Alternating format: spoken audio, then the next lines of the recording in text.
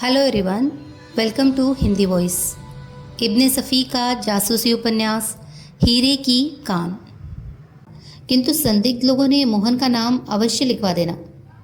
वह कल उषा के संबंध में मुझे धमकी देकर गया था। उसका नाम समाचार पत्र में आ जाए तो और अच्छा है।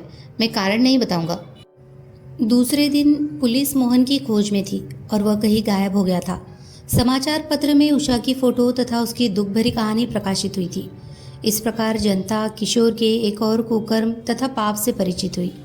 किंतु उसके हत्यारे का नाम जानने के लिए अब लोगों की व्यग्रता बढ़ती जा रही थी।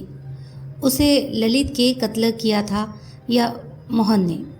इंस्पेक्टर आसिफ ने ललित की पत्नी को हिरासत में ले लिया था। हाई सर्कल नाइट क्लब के मैनेजर की गिरफ्तारी पर विचार किया जा रहा था। लोगों की आशा थी कि इस बार फिर क्राइम रिपोर्टर रमेश की हत्यारे की गिरफ्तारी में पुलिस का पथ प्रदर्शक बनेगा, क्योंकि रमेश पर अकस्मात चाकू से हमला करना यही प्रमाणित करता था कि वह मामले की तह तक पहुंच चुका है। इसीलिए हत्यारा ने उसे भी अपने मार्ग से हटाने का प्रयत्न किया। रमेश आज ऑफिस में नहीं गया। यद्यपि घाव कुछ अधिक गहरा नहीं था और न ही उसे कोई विशिष्ट कष्ट ही था, किंतु फिर भी वह घर से बाहर नहीं निकला। आसिफ ने उसके घर के कई चक्कर लगाए, किंतु रमेश से वह कुछ भी मालूम नहीं कर सका। वह उसे बालकों के समान बहलाता रहा, किंतु साथ साथ यह भी कहता रहा कि वह आज हत्यारे को निश्चय पुलिस के हवाले कर देगा। उसने इस संबंध में सरला को भी नहीं बताया कि वह प्रतिदिन के समान ऑफिस चली गई, और जब वह संध्या को वापस आई तो रमेश को नित्य के समान पुस्तकों में डूबा पाया। क्या वह हत्यारा इन पुस्तकों के किसी पन्ने से छिपा हुआ है? सरला ने कहा। नहीं, वो तो तुम्हारी कटीली आंखों से झांक रहा है, रमेश ने कहा और पुस्तक बंद करके मेज पर रख दी। वो थोड़ी देर तक चिंतामग्न दृष्टि से सरला की ओर देखता रहा, फिर कुर्सी से उठता हुआ बोला, अच्छा मेरे मित्र, अब इस नाटक के अंतिम दृश्य के लिए तैयार हो जाओ। क्या मतलब? सरला चौंक कर बोली। हमारे दोनों पिस्तौल तो ठीक है ना? रमेश ने कहा। हाँ है तो, किंतु तुम करना क्या चाहते हो? एक गीदड़ की खो में घुसना है, जिसे लोग भेड़िया समझे हुए हैं। तुम्हारे संकेत हत्यारे की ओर है। हाँ, लेकिन वह है कौन? बहुत जल्द मालूम हो जाएगा। ज़रा और अंधेरा फैलने दो, रमेश ने कहा। हाँ सरला, ज़रा उन पिस्तौलों को एक बार फिर देख लिया जाए।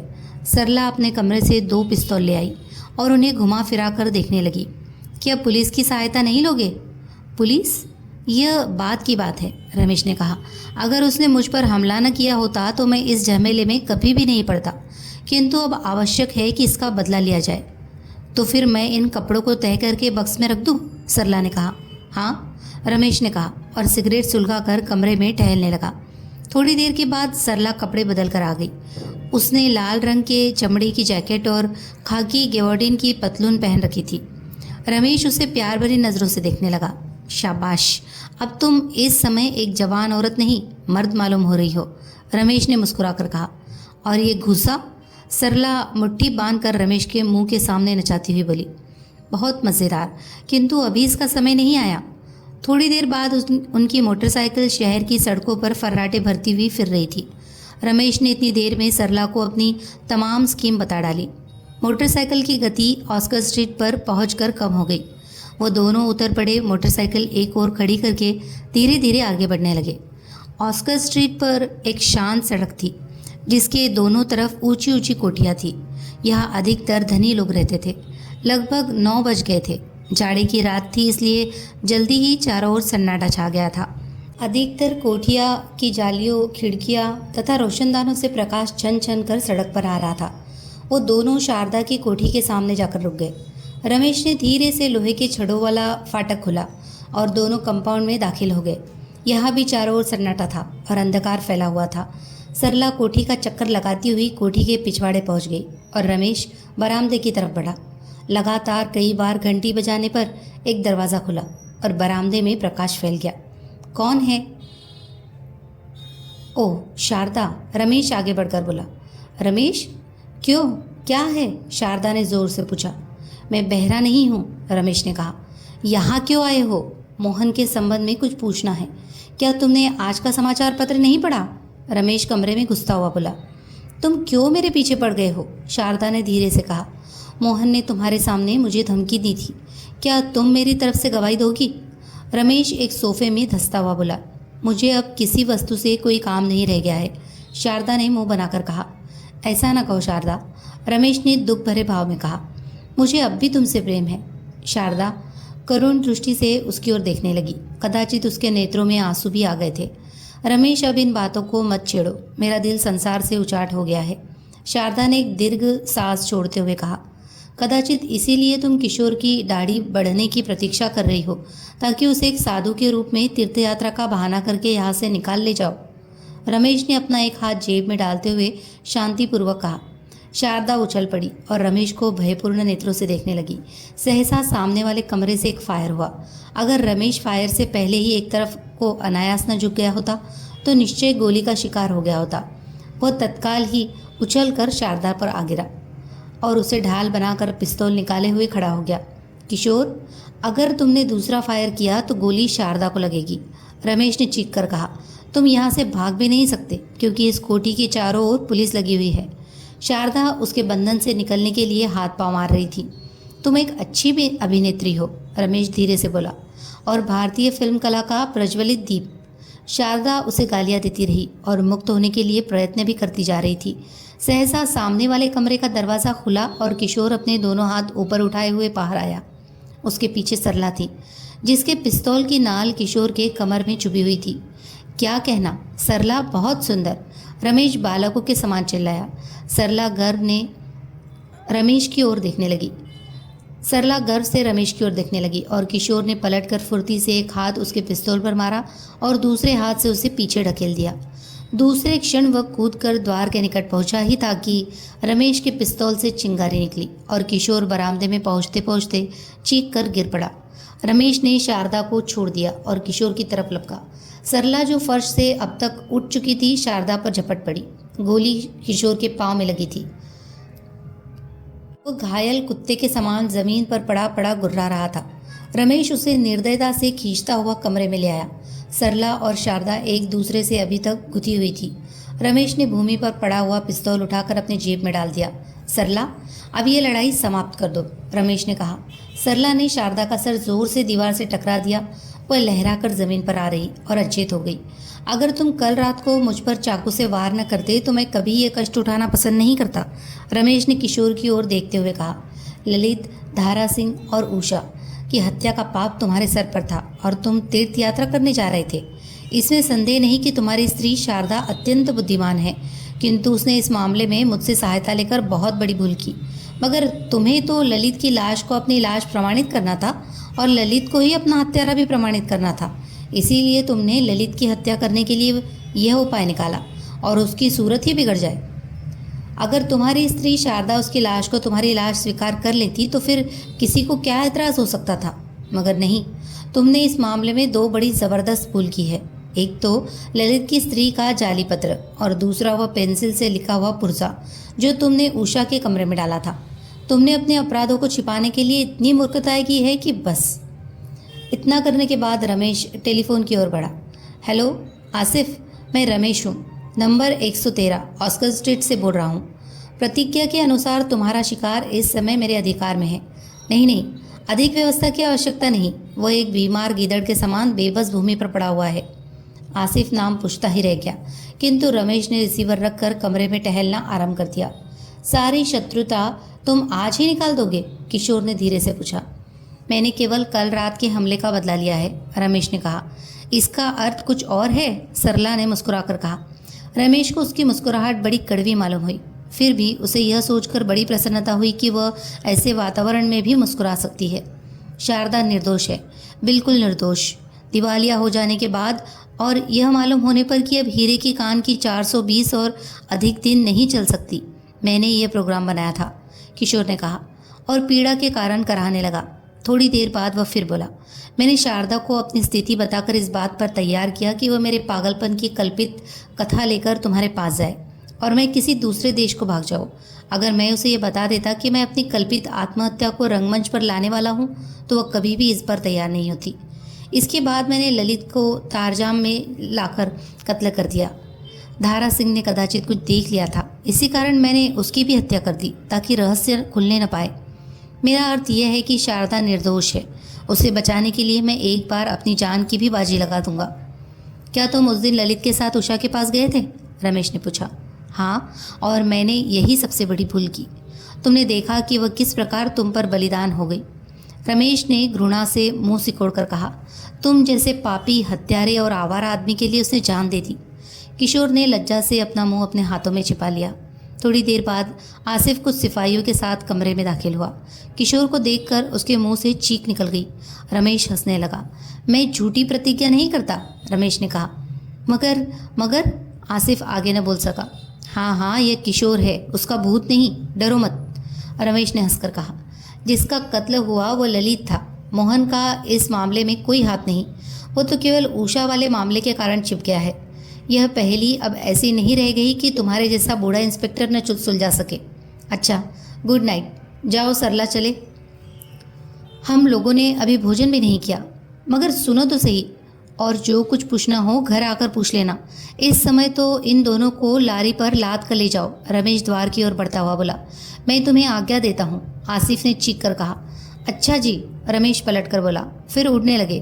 तुम्हारे लिए यही क्या कम है कि इस सफलता का मुकुट मैं तुम्हारे सर पर रख रहा हूँ? मुझे तो केवल अपने समाचार पत्र की रिपोर्ट से मतलब है।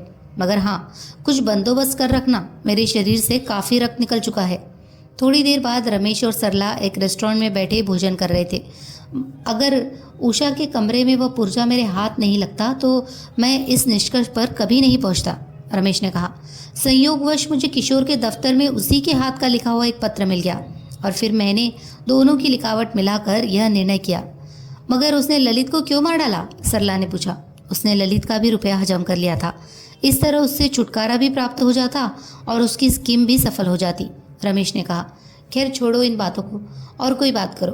बेचारी शारदा मुफ्त में मारी गई और उसके विचारों का आदर करता हूँ। किसी हत्यारे का साथ देना बड़े साहस का काम है। यह मालूम हो जाने पर कि उसके पति का संबंध एक और नारी से है, वह अपने पति को बचाने के लिए बराबर जी जान से प्रयत्न करती रही। मुझे तो उससे कोई हमदर्दी नहीं है, सरला ने कहा। न हो, रमेश ने कहा, किंतु वह जेल अवश्य जाएगी। छोड़ो भी, इस समय कुछ प्यार की बातें करने का दिल चाह रहा है, रमेश ने गंभीरता से कहा। देखो, आकाशमंडल कितना सुहावना है। रात केशों के समान काली है और तुम्हारे केश, तुम्हारे नेत्र कितने सुंदर है। इसमें आकाश से तारे उतर रहे हैं। सरला, शीघ्र आंखें बंद कर लो, कहीं फूट न जाए। तारे बहुत भारी होते हैं। सुना है कि कोई तो पृथ्वी से भी बड़े होते हैं। रेस्टोरेंट से निकलकर दोनों अपने अपने घर आए और अपने अपने कमरे में जाकर आराम से सो रहे। प्रातःकाल लगभग 8 बजे आसिफ रमेश के यहाँ पहुंचा। रमेश अभी तक पड़ा सो रहा था। आसिफ ने उसे जगाया। वह हड़बड़ा कर पलंग पर उठ बैठा और आसिफ की सूरत देखते ही घृणा से मुंह फेर लिया। क्या वारंट गिरफ्तारी लेकर आए हो? भगवान जाने आज अन्न भी नसीब होगा या नहीं, रमेश ने कहा। अरे यार, तुम्हें तो हर समय ही मजाक सूझता है, आसिफ ने कहा। मेरी तो दौड़ते दौड़ते हुलिया बेरंग हो गया। एक मामला साफ नहीं होने पाता, दूसरा अटपकता है। आखिर बात क्या है? रमेश ने लापरवाही से पूछा। इंस्पेक्टर आसिफ ने एक ताज़ा समाचार पत्र उसकी ओर बढ़ाते हुए कहा। लो, ये पढ़ लो, सब तुम्हारी समझ में आ जाएगा। रमेश ने पढ़ना आरंभ किया। लिखा था, शहर की पुलिस के नाम। मेरी भतीजी उषा एक दिन रात को घर से गायब हो गई। मैंने बदनामी के ख्याल से पुलिस से रिपोर्ट दर्ज नहीं कराई, किंतु चुपके चुपके उसका पता लगाता रहा। कल के समाचार पत्र में उषा के विष खाने तथा किशोर और मोहन के संबंध में पढ़ा। किशोर गिरफ्तार हो चुका है। उषा अब इस संसार में नहीं है, किंतु मोहन अभी भी जीवित है। यह अपराधी है। उसने एक अबला को घर से भगाया और अपने अधिकार में रखा। शहर की पुलिस सोती रही, बलात्कार होता रहा। आज रहस्य खुल चुका है। मोहन संसार की दृष्टि में अपराधी और पापी प्रमाणित हो चुका है, किंतु पुलिस केवल किशोर को पाकर फूल गई है। वो मोहन का पता लगाने तथा उसके पापों को दंड देने का आवश्यक नहीं समझ रही है। क्या यही न्याय है? पुलिस ऐसे अपराधियों की ओर से आंखें बंद करके क्या दूसरों को कुकर्म करने का प्रोत्साहन दे रही है? मैं अधिकारी वर्ग से प्रार्थना करूंगा कि वो मोहन को गिरफ्तार करके उसे ऐसा दंड दे कि लोग उसे शिक्षा ग्रहण करें। उषा के मरने के बाद अब मुझे अपना पता बताना कुछ आवश्यक नहीं जान पड़ता। हाँ, जिस दिन मोहन गिरफ्तार हो जाएगा उस दिन गिरफ्तार करने वालों को 1000 रुपये पुरस्कार स्वरूप देने के लिए मैं अवश्य पुलिस के सामने उपस्थित हो जाऊंगा। बात तो ठीक है मिस्टर आसिफ, रमेश ने समाचार पत्र एक तरफ रखते हुए कहा। और 1,000 रुपया इनाम भी है, बढ़ोतरी कट जाएगी प्यारे। फिर तुमने मजाक आरंभ किया, आसिफ ने बिगड़ कर कहा। तो फिर क्या करूं? तुम अगर चाहो तो सब कुछ हो सकता है। ये बात कदाचित 1,000 रुपया कहलवा रहा है, रमेश ने परिहास किया। नहीं रमेश, बिल्कुल पुलिस की बदनामी। अच्छा तो एक काम करो, रमेश ने आसिफ को टालने के लिए कहा। तुम दौलतगंज में नील भवन नाम की बिल्डिंग में जाकर उस कमरे की तलाशी लो जिस पर मोहन एंड को का बोर्ड लगा हुआ है। वहाँ से मालूमात प्राप्त करके मुझसे दफ्तर में मिलना, फिर मैं बताऊंगा कि क्या करना है। अब वहाँ क्या धरा होगा, आसिफ ने कहा। बड़े से बड़ा अपराधी भी एक छोटी सी भूल से पकड़ा लिया जाता है। संभव है कि वह छोटी सी भूल तुम्हें वहाँ मिल जाए, रमेश ने कहा। आसिफ चला गया और रमेश फिर पलंग पर लेटकर एक पुस्तक पढ़ने लगा। इतने में सरला पैर पटकती हुई याद धमकी। ये बुढ़ा अब क्या करने आया था, सरला ने पूछा। रमेश ने समाचार पत्र वाली बात बताते हुए कहा। मैंने आसिफ से यह तो कह दिया कि मोहन फरार हो गया है, लेकिन न जाने मेरा हृदय क्यों बार बार यही कह रहा है कि मोहन अब इस संसार में नहीं है। रात बड़ी देर तक मैं इसी विषय पर सोचता रहा। अगर समाचार पत्र में पुरस्कार वाली बात न भी छपी होती तब भी मैं मोहन का पता अवश्य लगाता। 1,000 रुपये के लिए, सरला ने पूछा। नहीं, केवल इसलिए कि इस मामले का बचा हुआ यह अंतिम व्यक्ति भी अपने किए हुए पापों की सजा भुगते। फिर क्या विचार है? जल्दी से तैयार हो जाओ। क्यों, क्या आज दफ्तर नहीं चलना है? दफ्तर ही चलने के लिए तो कह रहा हूँ। सरला ने घूर कर रमेश को देखा। उसकी समझ में नहीं आ रहा था कि आज इतनी जल्दी दफ्तर चलने के लिए रमेश क्यों तैयार हो रहा है। वह कुछ कहना ही चाहती थी कि रमेश पलंग से उठकर बाथरूम की ओर चल दिया। सरला भी अपने कमरे में वापस चली गई। लगभग 9:30 बजे दोनों ऑफिस पहुंचे। वहाँ इंस्पेक्टर आसिफ बैठा रमेश की प्रतीक्षा कर रहा था। रमेश को देखते ही उसके मुंह की आकृति बदल गई। उसने रमेश के बैठते ही पूछा, आखिर इस प्रकार मुझे परेशान करने से तुम्हें क्या लाभ पहुंचा? 1,000 रुपये लेना आसान नहीं मिस्टर आसिफ, रमेश ने मुस्कुराकर कहा। मैं तुमसे कह चुका हूँ कि मुझे रुपयों की लालच नहीं, मैं तो पुलिस की बदनामी को दूर करना चाहता हूँ, आसिफ ने मुंह फुलाकर कहा। अच्छा, नाराज मत हो, रमेश ने गंभीरता से कहा। इस समय तुम जाओ, मैं थोड़ा सा दफ्तर का आवश्यक काम कर लूँ। इसके बाद तुमसे ठीक 2 बजे कोतवाली में मिलूंगा। तुम बिल्कुल तैयार रहना। क्या मतलब? आसिफ ने चौंक कर पूछा। जो भी मतलब होगा वही बताऊंगा, रमेश ने कहा और मेज़ की दराज से कुछ कागजात निकाल कर देखने लगा। उसकी इस लापरवाही को देखकर आसिफ धीरे से उठा और कमरे से बाहर चला गया। रमेश 1 बजे तक काम करता रहा और उसके बाद सरला को लेकर एक रेस्टोरेंट में भोजन करने चला गया। भोजन करते समय उसने सरला से कहा, मैं अब दफ्तर नहीं जाऊंगा, तुम छुट्टी होने पर मोटरसाइकिल लेकर घर चली जाना और रात में भोजन के लिए मेरी प्रतीक्षा मत करना। मैं देर से आऊँगा और ये भी संभव है कि न आऊँ। क्यों, कहाँ जाना है? मैं तुम्हारा नौकर नहीं हूँ, हर बात का कारण तुम्हें बताता रहूँ, रमेश ने कहा। मैं भी चलूँगी, सरला ने कहा। सरला, जिद अच्छी नहीं होती, रमेश ने कहा और घूर कर उसे देखने लगा। सरला भोजन छोड़कर उठ गई और पैर पटकती हुई बाहर चली गई। रमेश ने इत्मीनान से भोजन किया और बिल अदा करके सीधा कोतवाली की तरफ चल पड़ा। कोतवाली में इंस्पेक्टर आसिफ बैठा हुआ कुछ कागजात देख रहा था। रमेश को देखते ही उसने घड़ी पर दृष्टि डाली। ठीक 2 बज रहे थे। आसिफ जी, 2 बज गए, चलिए, रमेश ने खड़े ही खड़े कहा। कहाँ? आसिफ ने चौंक कर कहा। मोहन को गिरफ्तार करने, रमेश ने सरलता से कहा। आसिफ उसे घूरने लगा। मैं मजाक नहीं कर रहा हूँ, आसिफ जल्दी करो, देर होने से हानि हो जाएगी, रमेश ने कहा। आसिफ ने कागजात मेज़ की दराज में रखे और रमेश के साथ बाहर आया और मोटर पर बैठकर पूछा, किधर चलना है? दीपनगर, रमेश ने कहा।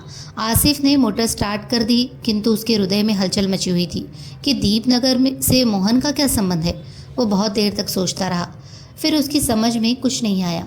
जब उससे नहीं रहा गया तो उसने रमेश से पूछा, दीपनगर जाने का क्या कारण है? दीपनगर, रमेश चौंक बोला। ललित और धारा सिंह की हत्या दीपनगर में ही हुई है। हीरे की कान दीपनगर ही में है। इससे यह बात साफ हो जाती है कि किशोर का मुख्य स्थान दीपनगर ही है, जहां बैठकर उसने षड्यंत्र से वह हत्याएं की। धारा सिंह केवल इसलिए मारा गया कि वह किशोर का भेद जानता था। उषा की खोज इसलिए की जा रही थी कि उसे भी मार्ग से हटा दिया जाए, क्योंकि वह किशोर का भेद जानती थी। मोहन किशोर का मित्र था और उषा मोहन ही के यहाँ रहती थी, जिससे मिलने के लिए किशोर बराबर दौलतगंज में मोहन के यहाँ जाया करता था। मोहन भी बराबर किशोर के घर आया जाया करता था। इन बातों को सामने रखते हुए यह प्रकट हो जाता है कि मोहन भी अवश्य किशोर की परिस्थितियों तथा भेदों को जानता था। इन बातों पर ध्यान देने से मस्तिष्क में फौरन ये बात आ जाती है कि जिस भेद को छिपाने के लिए धारा सिंह मारा गया, उषा को मारने के लिए तलाश किया जा रहा था। उसी भेद को छिपाने के लिए मोहन का भी मारा जाना आवश्यक था। और अगर यह सत्य है तो किशोर के लिए दीपनगर से अच्छा स्थान इस काम के लिए और कोई नहीं था। आसिफ रमेश का तर्क सुनकर अवाक रह गया। उसे ऐसा जान पड़ा कि वह अभी उसके सामने एक बालक है। मोटर तीव्र गति से आगे दौड़ती जा रही थी। आप दोनों चुप थे और अपने विचारों में डूबे हुए थे। 4 बजे इनकी मोटर दीपनगर पहुंची। दीपनगर में बने हुए बंगलों को छोड़ते हुए ये लोग उस शिकारगाह की तरफ बढ़े जिसका वर्णन धारा सिंह ने किया था। शिकारगाह में पहुंचकर मोटर रोक दी गई और ये दोनों उतर पड़े। रमेश ने चारों ओर दृष्टि डाली तो पेड़ों और झाड़ियों के अतिरिक्त और कुछ दिखाई नहीं दिया। रमेश ने जेब से पिस्तौल निकालकर हाथ में लिया और आगे की ओर बढ़ा। आसिफ हैरान था। उसे क्रोध भी आ रहा था किंतु विवश था। उसने भी अपना पिस्तौल संभाला और रमेश के पीछे पीछे चल दिया। कुछ दूर चलने के बाद रमेश ने मुड़कर आसिफ की ओर देखा और रुक कर बोला, किसी को कत्ल करने के लिए इससे अच्छा स्थान और कहाँ मिल सकता है। आसिफ कुछ कहने ही जा रहा था कि दाहिनी तरफ की झाड़ियों से होती हुई एक ऐसी आवाज़ आई मानो 2 जानवर आपस में लड़ रहे हो। रमेश उसी आवाज़ की तरफ लपका। कुछ दूर चलने के बाद उसने देखा कि कुछ गीदड़ एक झाड़ी के पास खड़े हैं, कुछ आपस में लड़ रहे हैं और कुछ झाड़ी के अंदर बराबर मुंह डालने की चेष्टा कर रहे हैं। रमेश ने पीछे मुड़कर देखा तो आसिफ बेचारा झाड़ियों में उलझा हुआ था। उसके अधरों पर मुस्कान नाच उठी। वह वहीं खड़ा हो गया। थोड़ी देर के बाद आसिफ भी उसके पास आ गया। उसने आसिफ को गीदड़ों की ओर दिखाया और पिस्तौल का घोड़ा दबा दिया। पिस्तौल की आवाज़ सुनकर गीदड़ भाग गए। रमेश आसिफ का हाथ पकड़े हुए उस झाड़ी के पास गया तो देखा कि एक लाश उसके अंदर रखी हुई है। मिस्टर आसिफ, देखा तुमने? रमेश हंसता हुआ बोला, शीघ्र जाओ और तारजाम की कोतवाली से लारी तथा कुछ पुलिस लेकर फौरन आओ। मैं यही हूँ। ये लाश है किसकी? आसिफ ने पूछा। सब मालूम हो जाएगा, देर मत करो, नहीं तो अंधकार फैल जाएगा, रमेश ने कहा। आसिफ चला गया। थोड़ी देर के बाद कोतवाली इंचार्ज तथा कुछ सिपाहियों के साथ वापस आ गया। बड़ी कठिनता से झाड़ी के अंदर से लाश निकाली गई। लाश से दुर्गंध आ रही थी। मुख इस प्रकार विकृत कर दिया गया था कि पहचाना न जा सके, किंतु न जाने क्यों रमेश के अधरों पर हंसी फूट पड़ी, जिसका अर्थ किसी की समझ में नहीं आया। लाश कोतवाली लाई गई। रमेश के कहने के अनुसार आसिफ ने वो लाश अपने चार्ज में ले ली और आवश्यक लिखा पढ़ी के बाद ये लोग लाश लेकर शहर की तरफ चल दिए। पुलिस की लारी पर लाश थी तथा 2 सिपाही। मोटर पर आसिफ, रमेश तथा इंचार्ज थे। मार्ग में दोनों ने लाश के संबंध में रमेश से बहुत पूछा, किंतु रमेश हर बार यही कहता रहा कि शहर चलकर बताऊंगा। लगभग 9 बजे रात को ये लोग शहर पहुंचे। लाश उतरवाकर कोतवाली में रखवाई गई। रमेश ने आसिफ से कहा, किशोर को बुलवाओ। 2 सिपाहियों के पहरे में किशोर आया। लाश देखते ही उसके मुंह से चीख निकल गई। इस लाश को पहचानते हो? रमेश ने उससे पूछा। नहीं, उसने रुक रुक कर कहा। इंस्पेक्टर आसिफ? रमेश ने कहा, इस लाश का मुंह इतना विकृत कर दिया गया है कि इसका पहचानना कठिन है, मगर मैं इसे पहचानता हूँ। ये लाश मोहन की है और इसका कातिल भी यही किशोर है। झूठ, बिल्कुल झूठ, किशोर चीखा। झूठ नहीं, सच है, रमेश ने मुस्कुराकर कहा। इसका प्रमाण इसके दाहिने हाथ वाली बीच की उंगली है, जो जन्म से ही नहीं है। किशोर की बीवी शारदा को लेकर जब मुझसे उषा का पता पूछने आया था और मैंने नहीं बताया था तो इसने मुक्का दिखाकर मुझे धमकी दी थी और उसी समय मैंने देख लिया था कि इसकी बीच वाली उंगली नहीं है। इसका प्रमाण शारदा से भी मिल सकता है और इस किशोर से भी, रमेश ने कहा और उठकर चल दिया। किशोर? आसिफ ने डांट कर कहा। अच्छा यह है कि तुम इस लाश के बारे में साफ साफ बता दो, और अगर तुम ये चाहते हो कि तुम्हारी आंखों के सामने शारदा पर पुलिस के कोड़े पड़े तो ठीक है, मत बताओ। इंस्पेक्टर साहब, शारदा निर्दोष है, मेरे कारण उसे जेल जाना पड़ा। अब मैं उसे और दुख देना नहीं चाहता। किशोर ने लाश की ओर देखते हुए कहा, ये लाश मोहन की है और इसकी भी हत्या मैंने ही की है। क्यों? अपना अपराध छिपाने के लिए, किशोर ने कहा। मेरा भेद 3 आदमी जानते थे। धारा सिंह, जिसे मैं कत्ल कर चुका था, दूसरी उषा जो विष खाकर मर गई, तीसरा यही मोहन था। मैंने ये सोचा कि इसे भी मारकर इसके फरार होने का प्रोपेगेंडा कर दूं, ताकि पुलिस इसे ही हत्यारा समझे और मैं बचकर निकल भागूं। किंतु रमेश के आगे मेरी न चल सकी। अगर रमेश इस मामले में न पड़ा होता तो मैं आज इस जेल के बजाय कहीं दूसरे शहर में होता। इंस्पेक्टर आसिफ ने लाश पोस्टमार्टम के लिए भेज दी और किशोर को जेल खाने भिजवा दिया। इस मामले की कार्रवाई पूरी करने लगा। कहानी अगर आपको पसंद आई हो तो प्लीज़ हमारे चैनल को लाइक करें, शेयर करें और सब्सक्राइब करें। धन्यवाद।